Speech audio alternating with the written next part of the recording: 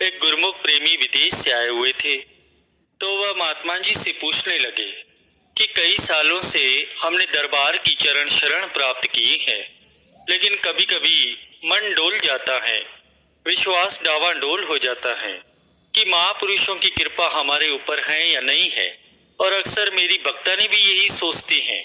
तब महात्मा जी ने उस प्रेमी से फरमाया कि सारे संसार के अंदर 200 से भी ज्यादा देश हैं, आप किसी भी देश में चले जाएं। गुरु वीडियो लाइक करना, सब्सक्राइब करना प्लीज। मैं बहुत मेहनत से आपको सत्संग सुनाने जा रहा हूँ। वीडियो लाइक करना, सब्सक्राइब कर देना। और हर देश के अंदर हर धर्म के लोग आपको मिलेंगे। कोई ईसाई हैं तो कोई पादरी हैं, कोई मुस्लिम है, और भी कितने धर्म के लोग रहते हैं। और उन लोगों में से ऐसे भी कई लोग होंगे जो ज्योतिष होंगे या सिद्ध पुरुष होंगे, तंत्र मंत्र के ज्ञाता होंगे। हिंदुस्तान भारत को छोड़ो, सारे संसार के अंदर आप किसी भी देश में चले जाओ और किसी भी धर्म के ज्योतिष को जाकर के ये पूछो कि हमारे ऊपर महापुरुषों की कृपा है या नहीं है, तो वह प्रेमी कहने लगा, महात्मा जी, जब से हमने महापुरुषों की चरण शरण प्राप्त की है, हम तो कहीं पर जाते ही नहीं। वास्तव में गुरुमुख का यही फर्ज बन जाता है, जब पूर्ण महापुरुषों की चरण शरण प्राप्त कर ली जाए तो इधर उधर फिर जाने की जरूरत नहीं पड़ती। उस प्रेमी को बोला, अच्छी बात है, अच्छी सोच है, कहीं नहीं जाना चाहिए, लेकिन एक बार जरूर जाओ ताकि आपको ये मालूम हो जाए। एक गैर उपदेशी आदमी जो दरबार को जानता तक नहीं, वो आपको बताएगा कि महापुरुषों की कृपा है या नहीं है।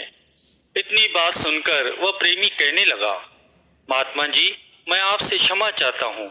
एक बार हम जर्मनी गए थे अपने रिश्तेदारों के पास, तो हमने ये जिक्र किया इस बारे में कि परेशानियां भी आती हैं, कभी कभी घर में शांति भंग हो जाती है। तो हमारे रिश्तेदार कहने लगे कि यहाँ चर्च के अंदर एक बहुत बड़ा पादरी है, बड़ा सिद्ध पुरुष है, उसके पास देश विदेश से लोग आते हैं और हर धर्म के लोग वहां पर जाकर अपनी फरियाद करते हैं। किसी को धन दौलत चाहिए, किसी को शारीरिक बीमारी है, तो किसी को मानसिक परेशानी है। जिसको भी जिस प्रकार की दिक्कत होती है वह पादरी उसका निवारण करता है। चलो, मैं आपको उनके पास ले चलता हूँ।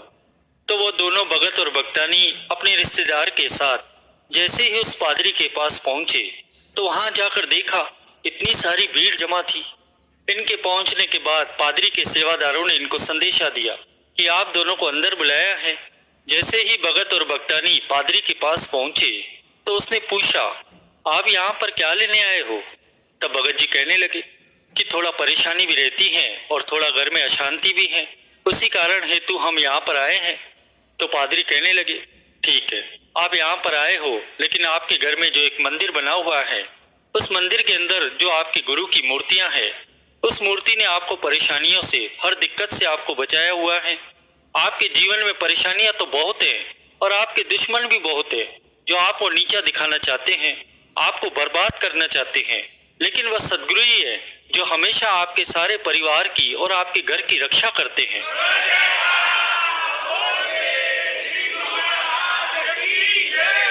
दूसरा, जो आपके गुरु हैं, जो ऊपर वाला भगवान है, दोनों एक ही हैं, दोनों में किसी प्रकार का कोई अंतर नहीं है। और मैं बड़ा सौभाग्यशाली हूँ कि घर बैठे बैठे ही पूर्ण महापुरुषों के सेवकों का मुझे दर्शन करने का सौभाग्य मिला। मेरे भी बड़े ऊंचे भाग हैं, लेकिन आपसे यही एक विनती है कि अपने गुरु के चरणों में अटल विश्वास पैदा करो, फिर आपको कहीं पर भी जाने की जरूरत नहीं है। जब प्रेमी ने ऐसा बोला, फिर महात्मा जी ने उसको पूछा, जब आपने विदेश में बैठे हुए एक ऐसे आदमी से पूछा जो दरबार के बारे में जानता तक नहीं, फिर मुझे क्यों पूछ रहे हो पुरुषों की कृपा है या नहीं है? महापुरुषों के चरणों में हमारा विश्वास डावाडोल क्यों हो जाता है? सिर्फ कारण एक ही है, जो दरबार के पावन नियम है, हम उनकी रोजाना श्रद्धा से पालना नहीं करते। दरबार के नियमों की पालना क्यों नहीं करते? क्योंकि दरबार के नियमों से हमें मोहब्बत ही नहीं है। जब किसी काम से मोहब्बत हो जाती है, फिर इंसान कभी ये नहीं देखता, हमेशा उस कार्य में जी जान से लग जाता है। संसार में हम देखते हैं, आप सभी गुरुमुख प्रेमी भी बाजार में जाते ही होंगे। जब दुकानदार दुकान को खोलता है तो वह कभी ये नहीं कहता कि दुकान खोलते ही मुझे नींद आनी शुरू हो जाती है। कभी वह बीच में 2 घंटे दुकान बंद करके कहीं सैर सपाटा करने नहीं जाता। दिन रात एक करके अपने काम से मोहब्बत करते हुए वह जी जान लगा देता है, तभी उसको धन दौलत की प्राप्ति होती है। चाहना उसकी धन दौलत को पाने की है, लेकिन धन दौलत को पाने के लिए जो जो भी साधन है उनसे उसको प्रेम हो जाता है।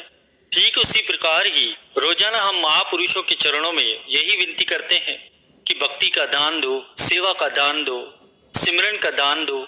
लेकिन जब हमें भक्ति के नियमों से मोहब्बत हो जाएंगी तो महापुरुषों ने तो भक्ति के भंडार हमेशा ही खोल रखे हैं। हमेशा हम यही शिकायत करते हैं कि भजन पर बैठते ही हमें नींद आ जाती है। जब हम कोई पिक्चर देखने जाते हैं, 3 घंटे की पिक्चर होती है, हमारी आंख एक पल को भी नहीं झपकती। कारण क्या?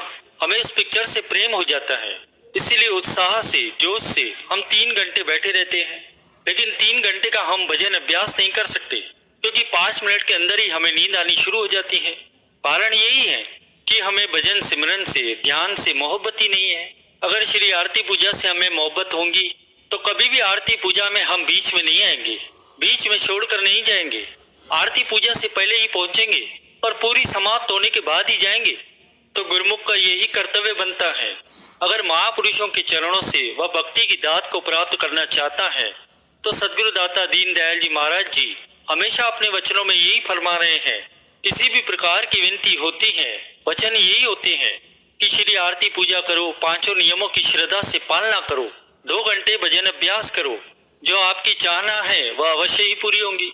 अगर हमें भक्ति की चाहत है, हमारा मकसद महापुरुषों की कृपा, उनके आशीर्वाद को प्राप्त करना है, 2400 घंटे अगर यही मकसद हमारे सामने होगा तो हमारा ये फर्ज बन जाता है इन 5 नियमों से हम हमेशा हमेशा के लिए मोहब्बत करते रहें। कभी भी श्री आरती पूजा में नागा न करें। घर में बैठे हैं, तबीयत खराब है तो घर बैठे बैठे करें, लेकिन कभी भी नियम नहीं छूटना चाहिए। जब ये 5 नियमों की श्रद्धा से पालना करेंगे तो महापुरुषों का कृपा भरा हाथ तो हमेशा हमारे सिर के ऊपर है। महापुरुषों की कृपा, उनके आशीर्वाद को प्राप्त करते हुए हम अपने जन्म को सफल बना लेंगे। इसलिए कितने सौभाग्यशाली हैं हम सभी गुरुमुख प्रेमी।